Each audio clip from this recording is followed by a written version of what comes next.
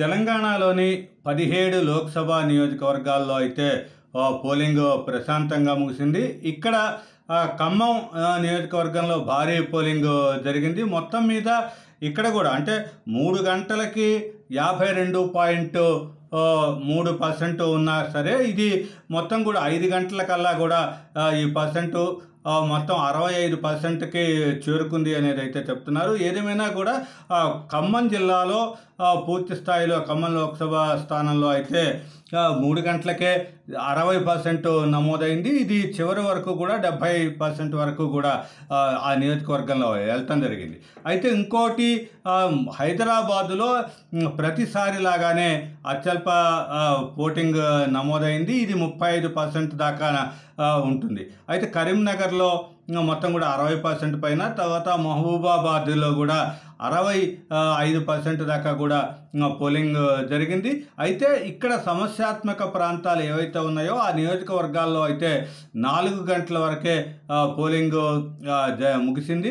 వీటిలో అయితే బెల్లంపల్లి, మంచిర్యాల, మంథని, భూపాలపల్లి, ములుగు లాంటి సిర్పూరు, అస్ఫాబాద్ వీటన్ని ఈ నియోజకవర్గాల్లో భద్రాచలం ఈ ప్రాంతాల్లో అయితే మొత్తం కూడా 4 గంటలకే పోలింగ్ ముగిసింది.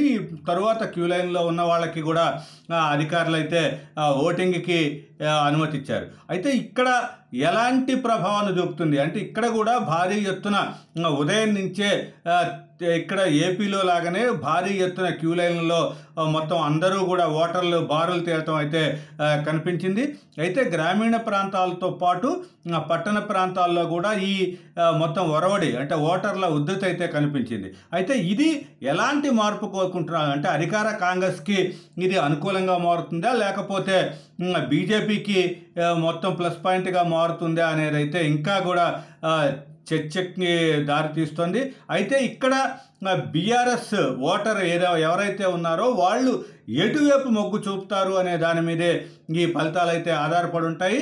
మొత్తం మీద ఇదంతా కూడా తమకి అంటే ఇప్పుడు మొత్తం తాము ప్రకటించిన సూపర్ 6 ఇవన్నీ ఏదైతే పథకాలు ఏవైతే ఉన్నాయో 6 గ్యారంటీలు ఏవైతే ఉన్నాయో అవే వాటికి ప్రజలు మొగ్గు చూపారు అనేది అయితే కాంగ్రెస్ వాదనగా ఉంది.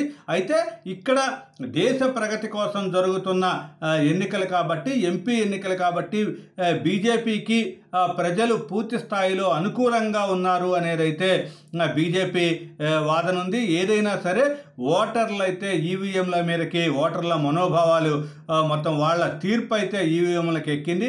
దీంట్లో జూన్ 4వ తారీఖు వరకు కూడా ఈ మొత్తం రిజల్ట్ రాకపోయినా సరే ఇప్పటికెప్పుడు వాళ్ళు ప్రాంతాల వారీగా పార్టీలు అయితే అంచనాలు వేసుకుంటున్నారు. అయితే ఎవరికి ఏమొస్తాయి అనేది అయితే మనకు స్పష్టంగా కూడా ఎవరూ చెప్పలేకపోయినా సరే మనకి గ్యారంటీగా కాంగ్రెస్ బీజేపీల మధ్యనే ఈ పోరు జరిగింది అనేది అయితే ఓటింగ్ సరళి తరువాత కూడా పార్టీలు కానీ వివిధ విశ్లేషకులు కానీ పార్టీలు అంటే రాజకీయ విశ్లేషకులు కానీ చెప్తున్న మాట. ఏదేమైనా సరే ఓటర్ నాడి బీజేపీ వైపు పూర్తి స్థాయిలో వచ్చిందా లేకపోతే కాంగ్రెస్ వైపు ఉందా అనేది అయితే ఇంకా ఫలితాల దాకా కూడా వేచి చూడాల్సిందే. ఏదేమైనా సరే టగ్ ఆఫ్ వార్గా కాంగ్రెస్ బీజేపీలు అయితే ఈ 17 నియోజకవర్గాల్లో పూర్తి స్థాయిలో అంటే కొన్ని నియోజకవర్గాల్లో ఖమ్మం, నల్గొండ, మహబూబ్ నగర్ వీటన్నిటిలో కూడా భువనగిరి